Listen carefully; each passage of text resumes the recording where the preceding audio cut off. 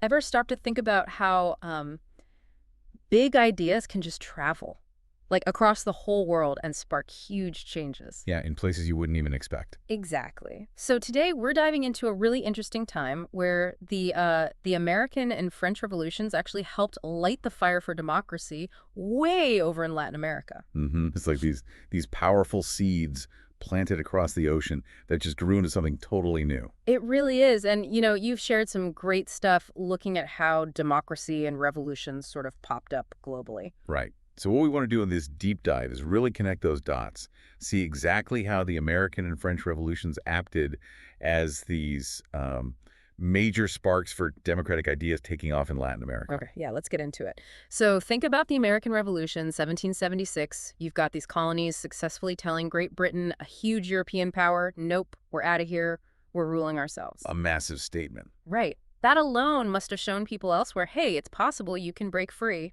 Absolutely. It proved colonial rule wasn't set in stone, that popular will could actually change things. And then, boom, the French Revolution kicks off in 1789. And they've got these super radical ideas, equality, getting rid of kings entirely. Completely radical for the time. Liberty, equality, fraternity. Even with all its chaos later, those core ideas were incredibly influential, challenging the whole old order. It's kind of wild to think how these events happening so far away resonated all the way over in Latin America. It really is. The boldness of the Americans, the ideas from France, they traveled. So before we zoom right into Latin America, maybe we should quickly unpack some of the key concepts floating around back then. Good idea. Help set the stage. Okay, first up, the Enlightenment. What was the big deal with that? Right, the Enlightenment. Super important period, most like 1600s, 1700s in Europe. Think of it as a time when thinkers, philosophers started pushing reason and logic. Instead of just tradition. Exactly. Questioning traditional authority, like monarchs in the church. They started saying, hey, individuals have rights. Government should be based on reason, not just divine right. These ideas spread through books, salons, conversation. It was all about asking why.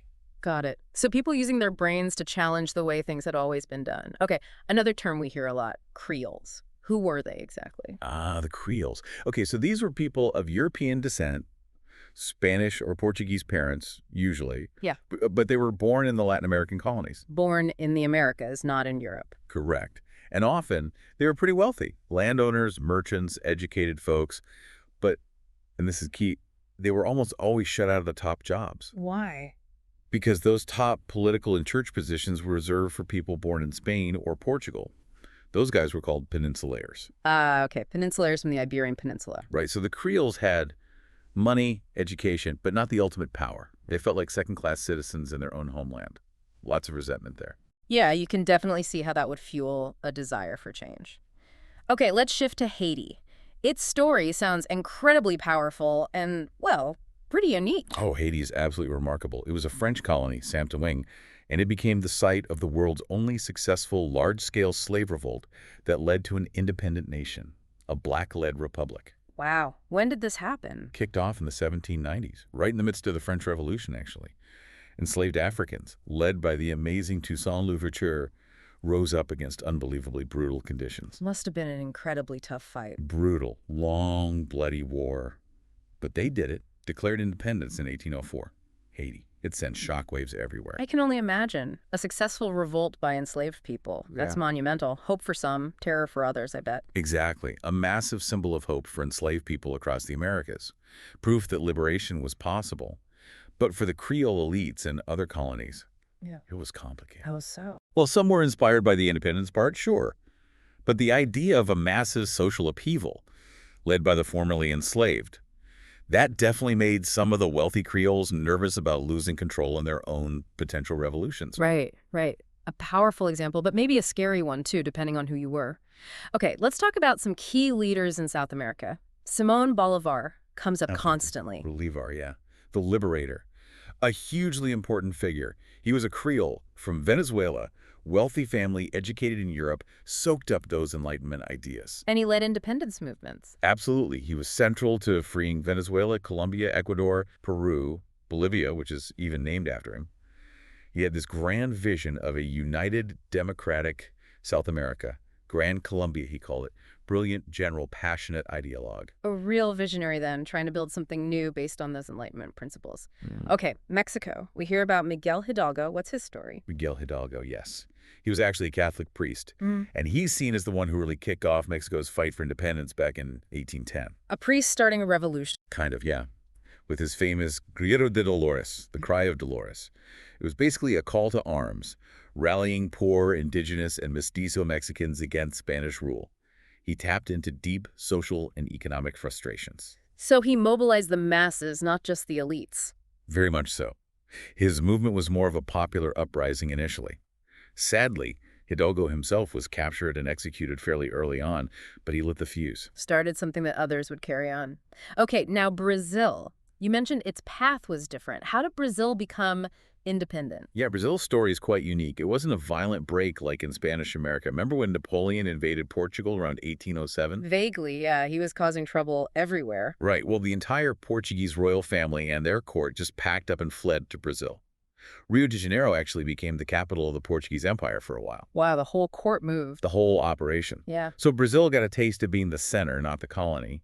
Then, when the king eventually went back to Portugal after Napoleon was defeated, his son, Dom Pedro, stayed behind. And in 1822, facing pressure to return Brazil to colonial status, Dom Pedro basically said, no way. He declared Brazil independent, but as an empire, with himself as Emperor Pedro I. So independence, but with a monarch, not a republic. Exactly. A much smoother, less bloody transition, initially at least, and they kept the monarchy for quite a while. Shows there wasn't just one single path to independence in Latin America. Fascinating. Really different.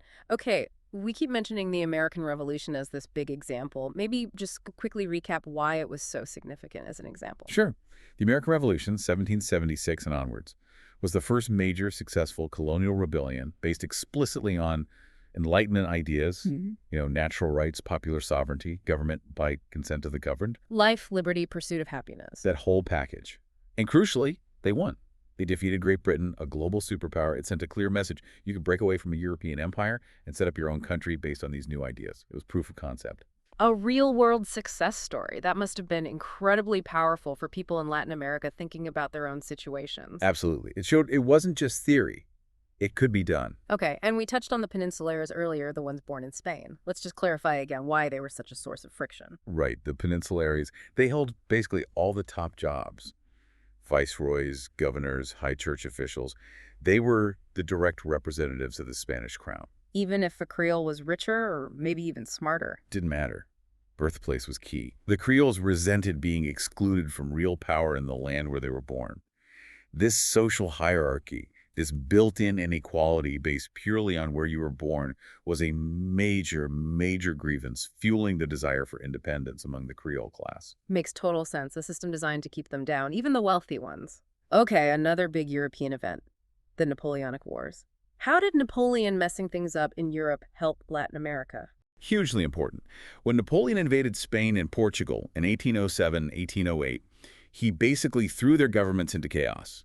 He deposed the Spanish king, put his own brother on the throne. Right, I remember that now. So suddenly the colonies are asking, who are we loyal to? This French guy, the deposed king, ourselves. It severely weakened Spanish and Portuguese control and authority over their colonies. They were distracted fighting Napoleon back home. Exactly. Their grip loosened, communications were disrupted, troops were needed in Europe. It created this power vacuum, this window of opportunity for the independence movements in Latin America to really take hold and make their move. The timing was critical. So Napoleon unintentionally gave them their chance. In a very real way, yes. His actions destabilized the old empires and created the opening. Wow. Okay, and Toussaint Louverture in Haiti, we mentioned him, but he seems so significant. Maybe just underscore his role one more time. Definitely worth repeating. Toussaint Louverture, a former enslaved man who became this brilliant military and political leader. He navigated incredibly complex situations, fought off the French, the Spanish, the British at different times. Truly remarkable. He was the key figure in leading the Haitian Revolution, creating the first free Black Republic. He's just this enduring symbol of resistance against slavery, against colonialism, a towering figure whose impact, both inspirational and cautionary, as we discussed, was felt across the Americas. A testament to human will, for sure. Okay, finally, a couple of other key names, José de San Martín and José María Morelos. Right. José de San Martín was another crucial Creole leader, sort of Bolivar's counterpart in the southern part of South America. Down in Argentina, Chile. Exactly. He led the fight for independence there, famously crossing the Andes Mountains with his army. Like Bolivar, a skilled general inspired by Enlightenment ideals, he liberated Argentina, Chile, and helped in Peru. So Bolivar in the north, San Martin in the south. Broadly speaking, yes. They even met, famously, at one point. And then José María Morelos in Mexico, another priest, like Hidalgo. He took over after Hidalgo. Yes, he continued the fight after Hidalgo was killed. Morelos was maybe even more focused on social reform. He called for an end to the caste system, for land redistribution, really trying to create a government based on equality.